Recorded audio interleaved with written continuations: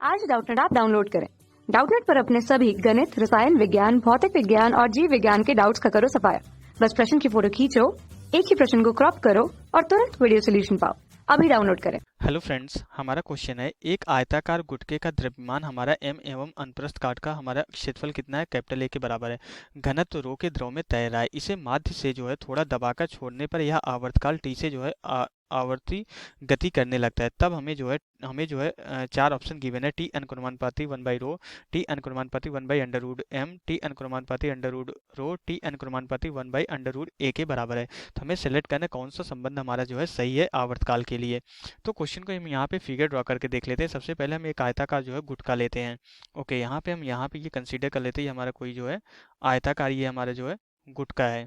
Okay, तो ये हमारा एक्चुअली ये जो हमारा जो है 3D होगा, क्योंकि हमारी गुटके की बात की जा रही है, तो इसलिए हम यहाँ पे जो है इसको 3D कंसीडर कर रहे हैं।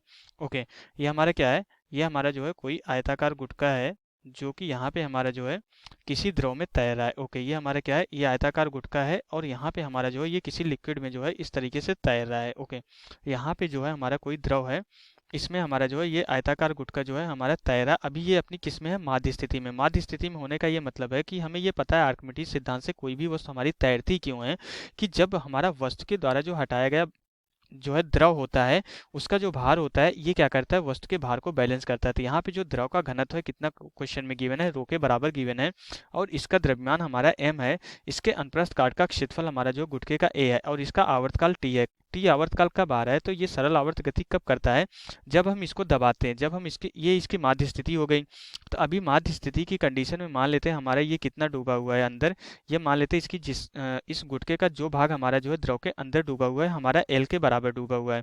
अब जब इसको माध्य स्थिति से थोड़ा सा दबा देते हैं, तो मान लेते हैं अब ये जो गुटके की ये वाली जो है नीचे वाली जो सतह है हमारी जो है यहाँ कहीं आ जाती है। ओके, इसको माध्य स्थिति से अगर हम यहाँ पे जो है y दूरी विस्थापित कर देते हैं, ये हमारी जो डिस्टेंस हो जाएगी, मान लेते हैं हम y विस्थापित कर देते हैं। ओके, अब जब हम इसको माध्य स्थिति से विस्थापित कर देते हैं, तो क्या हो जाएगा कि इस हमारा जो है और अतिरिक्त हमारा क्या होगा, द्रव डिस्प्लेस होगा, और अतिरिक्त हमारा द्रव विस्थापित होगा। तो उसके द्वारा हमारा क्या होगा, इस गुटके पे एक फोर्स लगेगा, एक बल लगेगा, जो कि हमारा इस तरीके से ऊपर की डायरेक्शन में हमारा जो है उस द्रव के द्वारा बल लगाया जाएगा, जिसको हम क्या बोलते हैं, उत्प्लावन बल बोलते हैं। इसको FV से डिनोट कर दे रहे हैं। ओके, और यहाँ पे क्या होगा कि माध्य स्थिति में इसका जो हमारा गुटके का भार भी हमारे इस तरीके से नीचे की तरफ लग रहा होगा।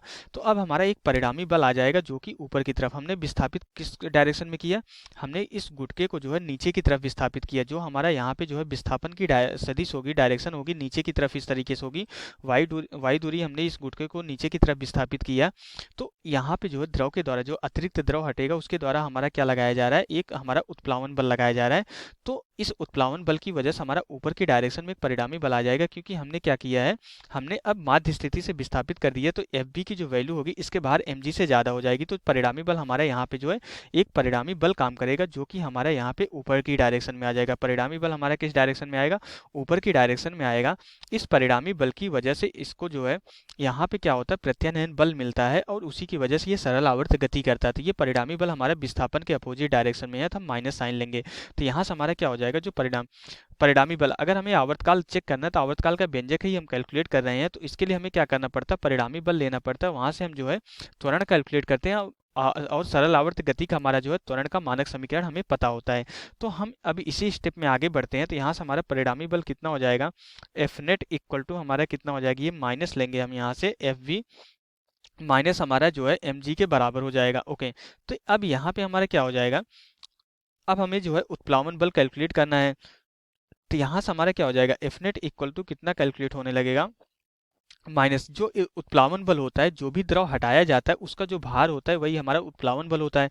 तो द्रव हमारा कितना हटाया जा रहा है, द्रव जो हट रहा है लंबाई हमारी L प्लस 1y के बराबर है। तो द्रव का हम कैसे, इसका भार कैसे कैलकुलेट करेंगे, जो द्रव हट रहा है उसका द्रव्यमान, हटाए गए द्रव का द्रव्यमान, हटाए गए द्रव का द्रव्यमान हमारा कितना होगा, यहाँ पे जो हटाए गए द्रव का द्रव्यमान होगा आयतन गुणे घनत्व के बराबर होगा। आयतन हम कैसे कैलकुलेट करेंगे, यहाँ पे अनुप्रस्थ काट का क्षेत्रफल हमें क्वेश्चन में गिवन है, और हम यहाँ पे जो है ऊंचाई हमारी कैलकुलेट हो जा रही, लंबाई मीन्स हमारा क्या हो जाएगा, यहाँ पे जो है ये L प्लस वाई, ये तो लंबाई हो गई, अनुप्रस्थ काट का क्षेत्रफल से मल्टीप्लाई कर देंगे तो ये तो हमारा आयतन हो जाएगा, इंटू रो से मल्टीप्लाई कर देंगे, ये हमारा क्या हो जाएगा, द्रव्यमान हो जाएगा, इंटू जी कर देंगे, ये हमारा हटाए गए द्रव का भार हो जाएगा। तो यही हमारा हटाए गए द्रव के भार के बराबर ही जो है उत्प्लावन बल होगा, माइनस यहाँ पे हमारा क्या हो जाएगा, mg के बराबर हो जाएगा। अगर हम यहाँ पे जो है माइनस जो हमारा कितना हो जाएगा, mg के बराबर हो जाएगा। तो हमें इसका भी द्रव्यमान हमें जो है यहाँ पे L और A रो के फॉर्म में ही लिखना पड़ेगा। तो पहले जब माध्य स्थिति थी उस कंडीशन में इसकी लंबाई, माध्य स्थिति में लंबाई कितनी है, L है, तो यही L लंबाई के बराबर द्रव हटाया गया था, वही हमारे ये गुटके का भार के बराबर होगा। क्योंकि ये आर्किमिडीज प्रिंसिपल से मैं बोल रहा हूँ कि पहले माध्य स्थिति में क्या थी, माध्य स्थिति में हमारा क्या था, माध्य स्थिति में जो हमारा यहाँ पे mg था, माध्य स्थिति में जो हमारा mg, इसका जो भार था यहाँ पे L लंबाई के बराबर हमारा द्रव हटाया गया था, L इंटू अनुप्रस्थ काट का क्षेत्रफल A इंटू हमारा द्रव का घनत्व, ये हमारा जो है इतना हमारा जो है द्रव, इतने द्रव्यमान का द्रव हटाया गया था, इंटू जी। तो हमारा माध्य स्थिति में आर्किमिडीज प्रिंसिपल से mg हमारा A L रो g के बराबर था, ये वैल्यू हम यहाँ पे लाके पुट करेंगे। तो यहाँ से हमारा परिणामी बल F नेट कितना आप कैलकुलेट होने लगेगा, परिणामी बल F net equal to minus यहाँ पे आ जाएगा हमारा A L rho G plus हमारा जो है यहाँ पे A Y rho G minus यहाँ पे ये कितना हो जाएगा, ए एल रो जी के बराबर हो जाएगा। तो ये इससे हमारा कैंसिल हो जाएगा। तो अब परिणामी बल हम जो है यहाँ पे क्या लिख सकते हैं, परिणामी बल हम जो है एफ नेट हमारा कितना हो जाएगा, यहाँ पे एफ नेट इक्वल टू हमारा कितना हो जाएगा, यहाँ पे माइनस ए जो है ए रो जी इंटू वाई के बराबर हो जाएगा। और हम न्यूटन के सेकंड नियम के अकॉर्डिंग परिणामी बल को जो है द्रव्यमान और जो है परिणामी त्वरण ए नेट के बराबर लिख सकते हैं। तो यहाँ से minus A rho ji into Y के बराबर हो जाएगा। तो अब यहाँ से हमारा जो परिणामी त्वरण आ जाएगा ए नेट इक्वल टू हमारे कितना आ जाएगा, minus A rho G divided by M into Y के बराबर हो जाएगा। तो अब ये जो त्वरण है हमारा क्या हो जा रहा है, यहाँ पे त्वरण हमारा वाई के अनुक्रमानुपाती, क्योंकि ए rho G divided by M ये सारी की सारी राशियाँ हमारी नियत है, तो त्वरण हमारा विस्थापन के अनुक्रमानुपाती और विपरीत दिशा में हो गया। तो इसलिए इसकी गति हमारी किस टाइप की होती है, सिंपल हार्मोनिक मोशन होती है, हमारी सरल आवर्त गति होती है।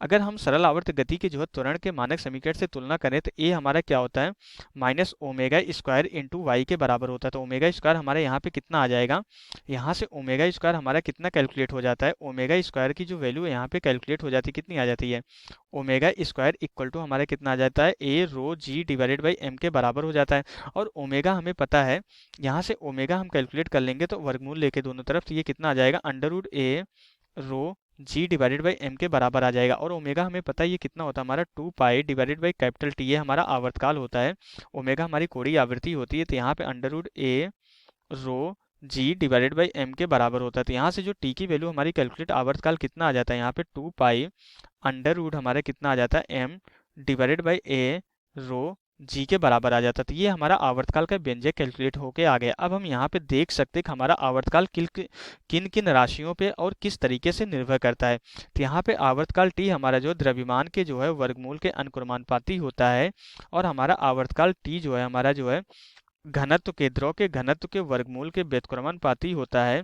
जी तो हमारा नियत ही रहता है, और हमारा टी क्या होता है, टी हमारा जो है व्युत्क्रमानुपाती होता है अनुप्रस्थ काट के क्षेत्रफल के वर्गमूल के। तो यहाँ से हमारा जो है ये जो है इतनी सारी राशियों पे हमारा जो है इस तरीके से निर्भर करता है। अब हम ऑप्शंस को चेक करके हम एलिमिनेट कर सकते हैं कौन कौन सा ऑप्शन हमारा गलत हो जाएगा। तो यहाँ से हमारा क्या हो जाएगा, पहला जो है रो के व्युत्क्रमानुपाती दिया गया है, जबकि वर्गमूल लगना चाहिए, यहाँ पे अंडर रूट आना चाहिए, इसलिए हमारा ये रॉन्ग हो जाएगा। अंडर रूट एम के जो अनुक्रमानुपाती है, जबकि ये व्युत्क्रमानुपाती दे रहा है, ये रॉन्ग हो जाएगा। यहाँ पे इसके व्युत्क्रमानुपाती हो जाएगा, अनुक्रमानुपाती दे रहा है, तो ये रॉन्ग हो जाएगा। ये फोर्थ ऑप्शन हमारा मैच कर रहा है, तो फोर्थ ऑप्शन हमारा क्या होगा, राइट ऑप्शन होगा। तो यहाँ से हमारा क्वेश्चन कंप्लीट हो जाता है। Okay, thank you. कक्षा 6 से 12वीं से लेकर नीट, IIT, JEE वो एडवांस के लेवल तक 1 करोड़ से ज्यादा छात्रों का भरोसा। आज ही डाउनलोड करें डाउटनेट ऐप या व्हाट्सएप करें अपने सारे डाउट्स 8400 400 400 पर।